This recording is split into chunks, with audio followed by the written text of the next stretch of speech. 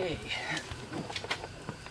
I'm going to be attempting to service the brakes on this travel trailer that I picked up yesterday. I've never taken this apart before and have really no clue I have a clue of what I'm going to find, but it's all new to me. So let's just get into it. First thing I'm going to do is take off the dust cap.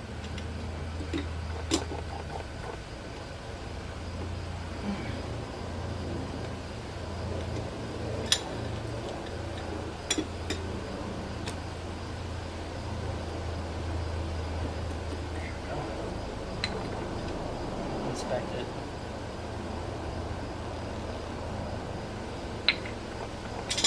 Grease is definitely a little bit shot. One thing you're going to want on hand is definitely a lot of paper towels.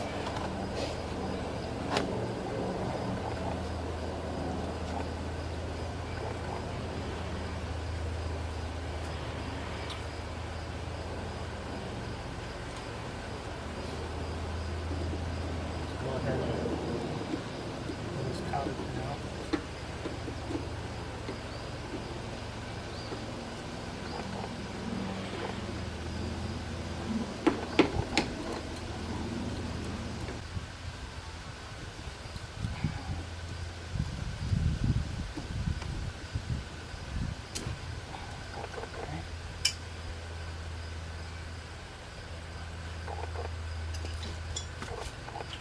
Loosen up this tassel nut.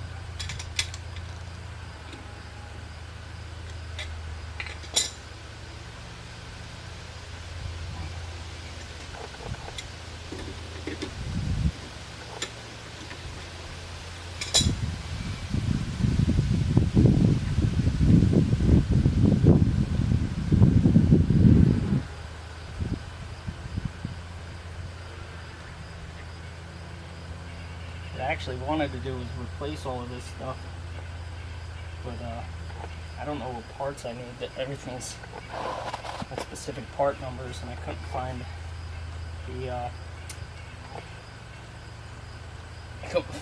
the specific part numbers.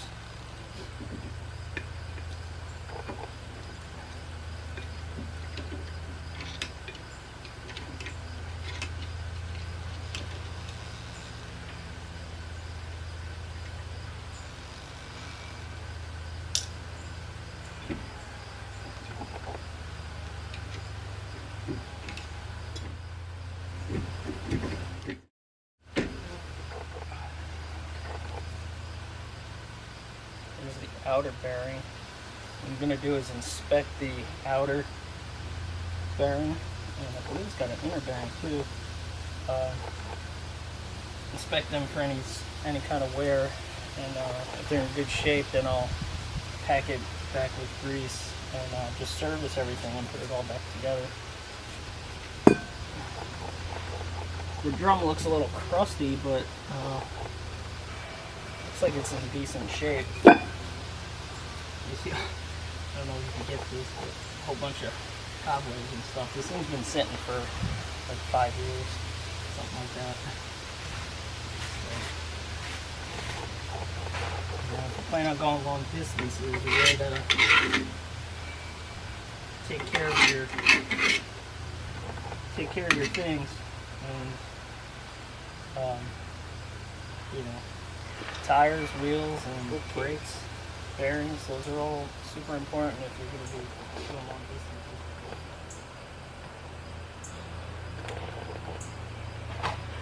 Okay, so what I did off camera, I pulled the assembly apart, and I cleaned up the bearings. This is the inner, and here's the outer. I don't know if you get a good shot of that. The bearing itself the bearings are in really good shape, so I'm going to just repack them with grease, and the drum's in decent shape. The brakes, aren't in the best of shape, but they're okay for right now. And really the main goal for me today was to pull all this stuff apart and measure all the bearings and the brakes and all that, so I can get part numbers, because eventually I'll have at least have replacements on hand with me just in case something goes wrong. But I want to be preemptive and change these before I have a problem. But everything's in pretty decent shape.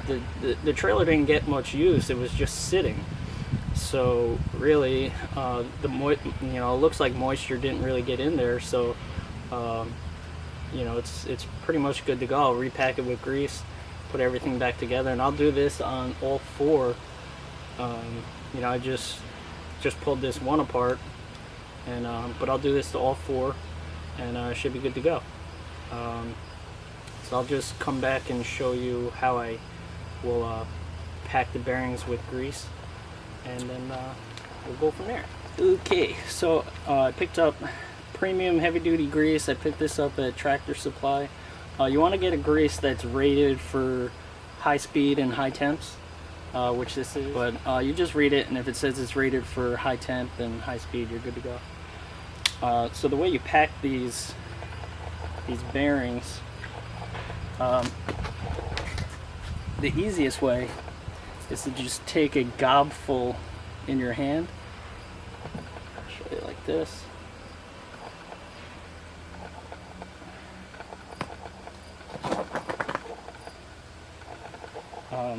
Get it in your palm. And what you want to do is just take let me see if I can get this better on camera. You take the grease and just push it in. Keep pushing it until you see it come out the top. Once it starts pushing through the top, you're good to go. You just do that all the way around. I'll probably end up doing this. Twice. Just go around push the grease in. Do that twice. I'll do that with both of these bearings, and then they'll be good to go back in the hub. Okay, so I packed the bearings with grease, and so the next step is to put the inner bearing in and the seal.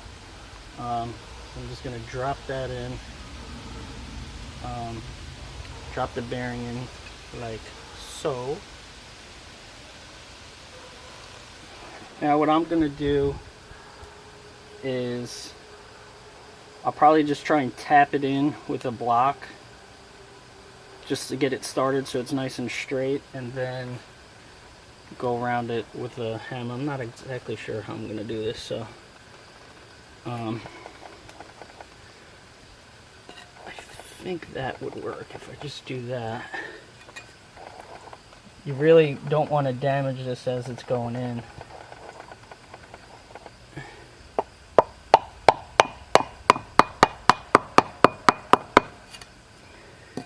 You go until it's flush. I think that's it right there.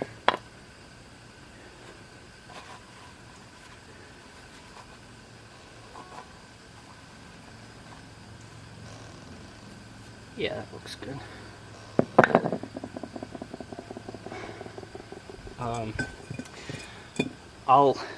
Off camera, I'm gonna clean the inside of this out with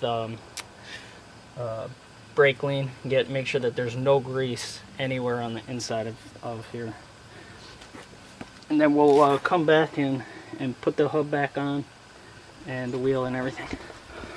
Okay, the hub is ready to go back on. You just want to give a light coat on the spindle. You want to check the spindle too, make sure there's no excessive heat wear or anything like that. Just a thin coat is all you need on that.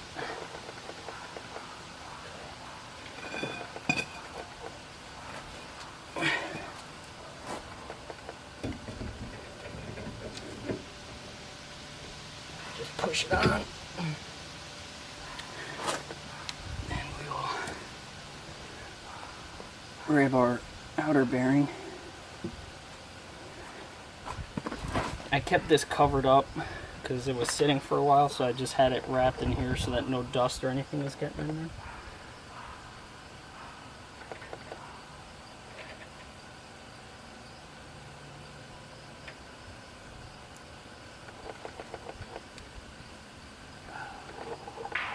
I have a nut. I mean washer, sorry.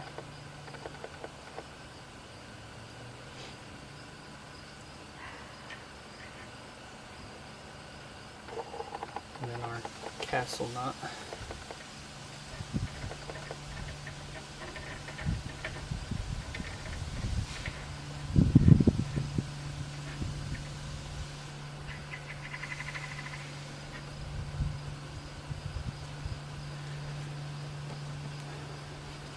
So I'm told what you're supposed to do is just go until it tightens down. You'll feel it go. You'll feel it get tight, and then back it off.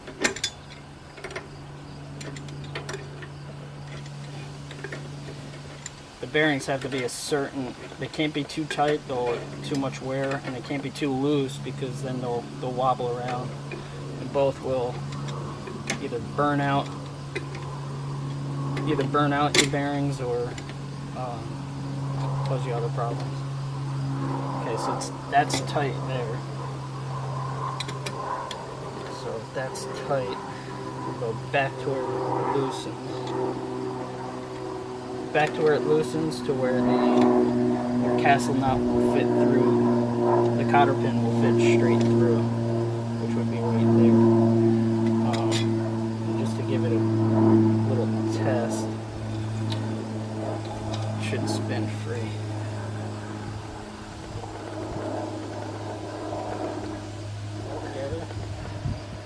Spins free.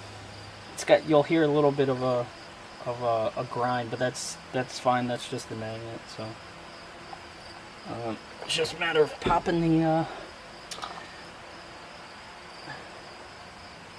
dust cover back on. I just want to tap that in a little bit better.